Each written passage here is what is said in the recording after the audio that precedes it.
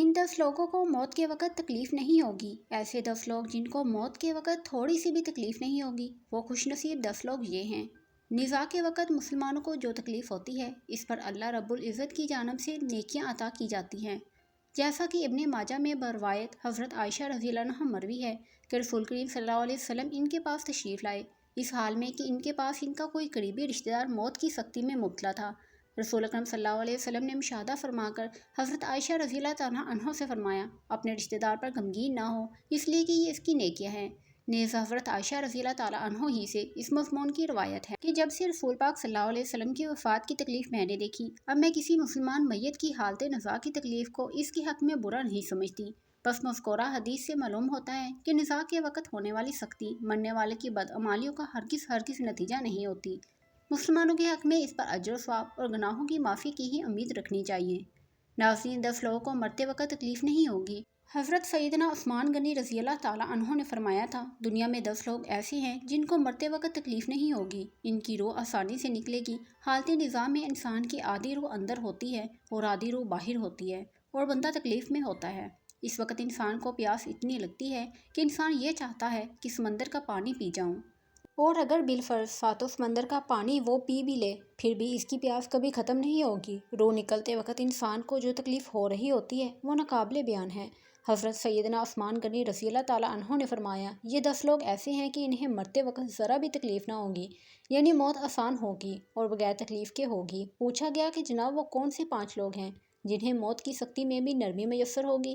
تو فرمانے لگے کہ سب سے پہلا شخص وہ جو اپنے ماں باپ کی موت کے بعد، یعنی ماں باپ کے مرنے کے بعد، وراثت کا حصہ اپنی بہنوں کو پہنچانے میں جلدی کرتا ہے، یعنی وقت پر پہنچاتا ہے۔ ایسا نہ ہو کہ بہن کے بچے بھوک سے بلکتے رہیں اور تم بہن کے حق پر قبضہ کیے بیٹھے رہو، اور بہن اس انتظار میں رہے کہ میرا بھائی کب مجھے میرے باپ کی وراثت میں سے حصہ دے گا۔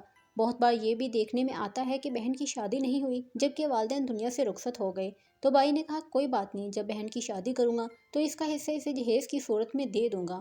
یاد رہے کہ اسلام میں بہنوں کو جہیز دینا فرض نہیں، جبکہ ان کا وراثتی حق دینا فرض ہے۔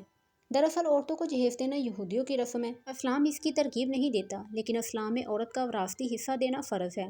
واضح رہے کہ والدین کے ترکہ میں جس طرح ان کی نرینہ اولاد کا حق و حصہ ہوتا ہے، اسی طرح بیٹیوں کا بھی اس میں شرعی حق اور حصہ ہوتا ہے۔ والدین کے انتقال کے بعد ان کا ترکہ پر بیٹیوں کا خود تنہا قبضہ کر لینا اور بہنوں کو ان کے شرعی حصے سے محروم ناجائز اور سخت گناہ ہے۔ بھائیوں پر لازم ہے کہ بہنوں کو ان کا حق و حصہ اس دنیا میں ہی دے دیں، ورنہ آخرت میں دینا پڑے گا، اور آخرت میں دینا آسان نہیں ہوگا۔ حدیث مبارک میں اس پر بڑی وعیدیں آئی ہیں۔ حضرت سعید بن زید رضی اللہ تعالیٰ عنہ فرماتے ہیں، رسول اللہ صلی اللہ علیہ وسلم نے فرمایا، جو شخص کسی کی بالشت پر زمین بھی ازرہ ظلم لے گا، قیامت کے دن 7 زمینوں میں سے اتنی ہی زمین اس کے گلے میں توق کے طور پر ڈالی جائے گی۔ ایک اور حدیث مبارکہ میں ہے، حضرت انس رضی اللہ تعالیٰ عنہ فرماتے ہیں، رسول اللہ صلی اللہ علیہ وسلم نے فرمایا، جو شخص اپنے وراثت کی میراث کاٹے گا، یعنی اس کا حصہ نہیں دے گا، تو اللہ تعالیٰ قیامت کے دن اس کی جنت کی میراث کاٹ لے گا۔ یاد رہے کہ جہیز کی رسم اسلام کی رسم نہیں بلکہ یہودی کی رسم ہے، اور اس کا سب سے بڑا نقصان ہے کہ جس طرح یہودی کی عورت کو بغیر جہیز کے کوئی شخص قبول نہیں کرتا تھا، اسی طرح آج اسلام میں بھی عورتوں کی شادیوں میں سب سے بڑی رکاوٹ جہیز ہے۔ غریب آدمی کی بیٹی بیٹھی بیٹھی بوڑھی ہو گئی کہ جہیز کا کوئی بندوبست نہ ہو سکا۔ اسی طرح اگر کوئی شخص یہ کہے کہ میں بہن کا وراثتی حصہ تو نہیں دے سکتا، البتہ جب اس کی شادی کا وقت ہوگا تو جہیز دے دوں گا، لہٰذا فرمایا گیا کہ بہنوں کو بروقت حصہ دینے والے کی روح موت کے وقت بڑی آسانی سے نکلتی ہے۔ ناظرین، بہن کا حق کھانا ایسا ہے جیسے خنزیر کا گوشت کھانا۔ نمبر 2، یتیم کی کفالت کرنے والا۔ ایسا شخص جو یتیم بچوں کی اچھی تعلیم و تربیت کرے گا، اس کو بھی موت کے وقت تکلیف نہیں ہوگی۔ حضرت عبداللہ بن عباس رضی اللہ تعالیٰ عنہ سے روایت ہے، امام الانبیاء صلی اللہ علیہ وسلم نے ارشاد فرمایا، جس نے مسلمانوں کے کسی یتیم بچے کے کھانے پینے کی ذمہ داری لی، اللہ تعالیٰ اسے جنت میں داخل فرمائے گا۔ رسول اکرم صلی اللہ علیہ وسلم نے تو یتیم کی کفالت کرنے کو جنت میں اپنے ساتھ ہونے کی بشارت سے نوازا ہے کہ وہ جنت میں آپ صلی اللہ علیہ وسلم کے ساتھ ہوگا۔ حضرت سہیل بن سعد بیان کرتے ہیں کہ رسول اکرم صلی اللہ علیہ وسلم نے فرمایا، میں اور یتیم کی کفالت کرنے والا جنت میں اس طرح ہوں گے، اور آپ صلی اللہ علیہ وسلم نے اپنی انگشت شہادت اور درمیانی انگلی کے درمیان تھوڑا سا فاصلہ کر کے اشارہ کیا۔ نمبر 3، کثرت سے صدقہ کرنے والا شخص، یعنی ایسا شخص جو اللہ اور رسول اللہ صلی اللہ علیہ وسلم کی رضا کے لیے اپنے مال و دولت میں سے یوں صدقہ کرتا ہے کہ جب وہ اپنے ایک ہاتھ سے کسی کو دیتا ہے تو دوسرے ہاتھ کو پتہ بھی نہ چلے۔ یعنی وہ دوسرا انسان وہ ہے جو کثرت سے صدقہ کرے گا تو اس کی موت کے وقت اس کی روح آسانی سے نکلے گی اور جان کنی کا عمل اس کے لیے تکلیف دہ بالکل بھی نہ ہوگا۔ نمبر 4، نرم دل والے، یعنی وہ لوگ جو دوسروں کی غلطیوں کو بلا کر انہیں معاف کر دینے والے ہیں۔ ایسے شخص کو موت میں سختی محسوس نہیں ہوگی کیونکہ اس نے دنیا میں لوگوں کے ساتھ نرمی اختیار کی تھی تو اس کے ساتھ بھی نرمی کا معاملہ ہی ہوگا۔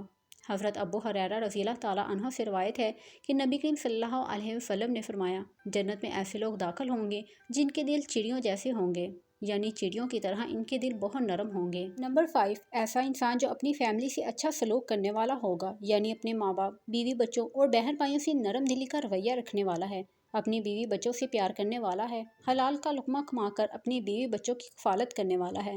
بزرگان دین فرماتے ہیں کہ جب رزق تنگ ہونے لگے تو دسترخواں کو وسیع کر لیا کرو، یعنی اپنے بیوی بچوں پر خرچ کرنا بھی صدقہ ہے، انہیں کھلانا پلانا صدقہ ہے۔ لہٰذا ایسا شخص جو اپنی فیملی پر خرچ کرتا ہو اور ان سے حسن و سلوک کرتا ہو تو جب وہ دنیا سے رخصت ہوگا تو اس کی روح نکلنے میں آسانی ہوگی اور اسے کوئی بھی تکلیف نہ ہوگی۔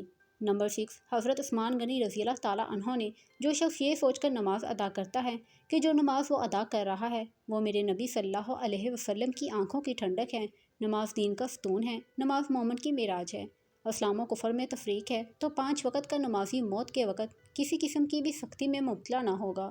نمبر 7، جو شخص کسی علم کو سیکھے اور دوسروں کو سکھائے، یعنی وہ شخص جو خود بھی قرآن پڑھتا ہو اور دوسروں کو بھی قرآن سکھاتا ہو۔ پھر فرمایا، راتوں کی تنہائیوں میں اٹھ کر قرآن پاک پڑھا کرو اور قرآن پڑھتے وقت رویا کرو۔ فرمایا کہ اگر رونا نہ بھی آئے تو رونے کی کوشش کر لیا کرو۔